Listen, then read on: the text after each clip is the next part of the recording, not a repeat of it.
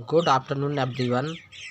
तो आज हम डीएलएड थर्ड सेमेस्टर के गणित शिक्षण के चैप्टर फर्स्ट के भाग थर्ड करने के लिए जा रहे हैं, जिसमें हमारा आज का पहला प्रश्न है।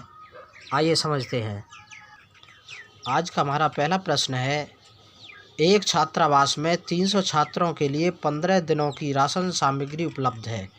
किसी अवकाश के कारण 200 छात्र बाहर चले जाते हैं तो वह सामग्री कितने दिनों तक चलेगी। तो आइए इसे सॉल्व करते हैं।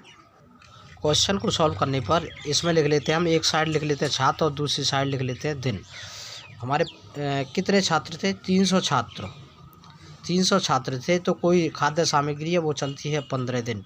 यदि अवकाश के कारण उसमें से 200 छात्र चले जाते हैं तो 200 चले जाएंगे तो इसका मतलब 100 बचेंगे। 300 में से 200 माइनस कर दीजिए, 100 बचे।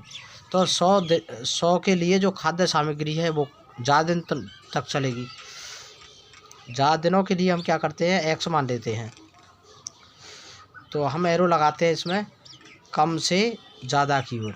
100 कम है और 300 हमारा अधिक है, तो एरो लगा दिया हमने कम से ज़्यादा की ओर। इसी प्रकार खाद्य सामग्री थी जो 300 छात्रों के लिए 15 दिन चल रही है, तो 100 छात्रों के लिए अधिक दिन तक चलेगी। तो इसमें भी एरो लगा लेते हैं कम से ज़्यादा की ओर। और अब इसको सॉल्व करने के लिए लिख लेते हैं इसको 100 अनुपात 300 समानुपात 15 अनुपात x। सॉल्व करने के लिए इसकी इसमें मल्टीप्लाई कर देते हैं, इसकी इसमें कर देते हैं। तो 100 इंटू एक्स इक्वल 300 इंटू 15। अब x का वैल्यू फाइंड कर लेते हैं। तो x का वैल्यू फाइंड करने के लिए x इक्वल 300 इंटू 15 अपॉन में जाएगा ये 100, तो 00 से 00 कैंसिल, बचा हुआ 3 इंटू 15 मल्टीप्लाई कर देंगे। 15 3 जा 45, x इक्वल आ गया 45 दिन।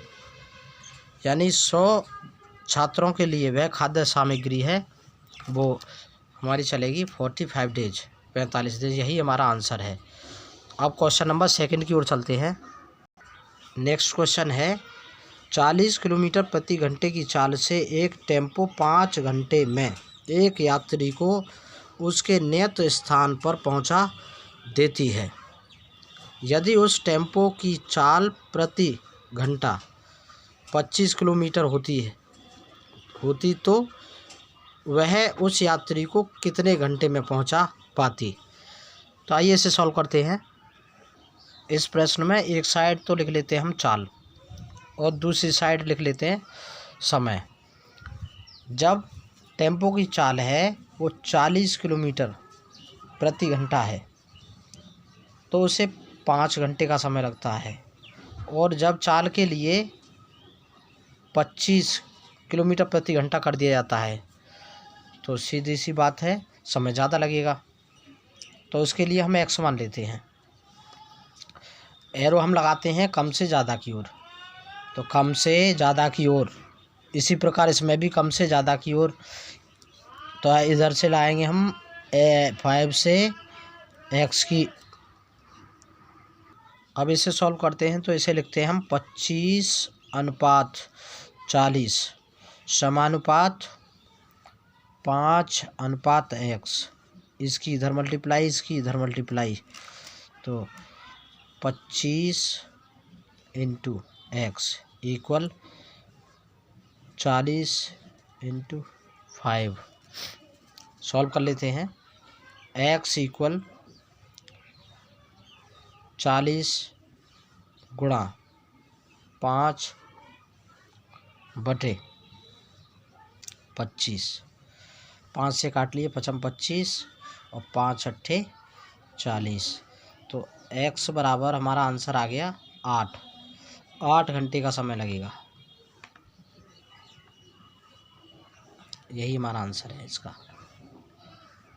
नेक्स्ट क्वेश्चन है हमारा, 4 गेंद या 3 कलमों का मूल्य 12 रुपये हो तो 6 गेंद और 6 कलमों का मूल्य बताइए। आइए इसे सॉल्व करते हैं। इसे सॉल्व करने के लिए इसमें लिख लेते हैं एक साइड गेंद और दूसरी साइड मूल्य। तो 4 गेंदों का मूल्य हमारा है 12 रुपये। तो 6 गेंदों का मूल्य ज्ञात करना है हमें, तो इसके लिए हमने x मान लिया। तो एरो लगाते हैं इसमें कम से ज़्यादा की ओर। तो 4 गेंदों का मूल्य 12 रुपये है, तो 6 गेंदों का मूल्य ज़्यादा होगा, तो इसको ऐसे लगा लेते हैं एरो इसमें। इसे सॉल्व कर लेते हैं। 4:6 समानुपात 12:x। इसकी इधर मल्टीप्लाई, इसकी इधर मल्टीप्लाई। x × 4 इक्वल हो गया 6 × 12। x इक्वल फाइंड करेंगे 6 × 12 अपॉन 4। 4 से डिवाइड कर लीजिए, 4 × 12। तो x इक्वल आ गया 6 × 18 रुपये। इसी प्रकार इसे और सॉल्व करेंगे आगे। इसी प्रकार इसको और सॉल्व करते हैं। तो एक साइड लिख लेते हैं कलम और दूसरी साइड लिख लेते हैं मूल्य।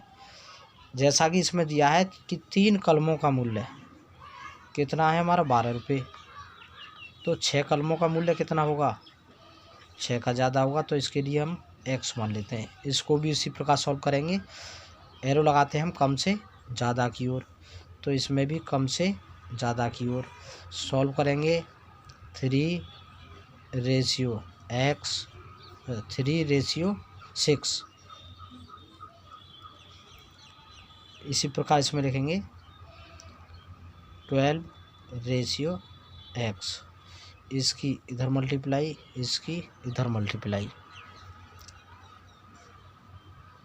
3 × x बराबर 6 × 12। x का वैल्यू फाइंड करेंगे तो 6 × 12/3। तो 3 दूनी 6। x इक्वल आ गया हमारा 12 दूनी 24 रुपये। अब 6 गेंद और 6 कलमों का मूल्य पूछा है इसमें। तो 6 गेंद का मूल्य कितना आया था यहाँ पर 18। तो यहाँ लिखेंगे हम 6 गेंद व 6 कलमों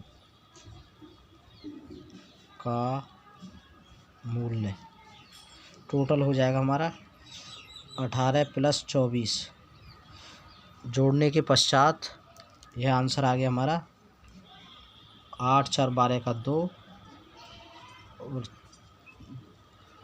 और 2 4 हो जाएगा 42 रुपये। इस प्रकार भाग 3 हमारा समाप्त हुआ।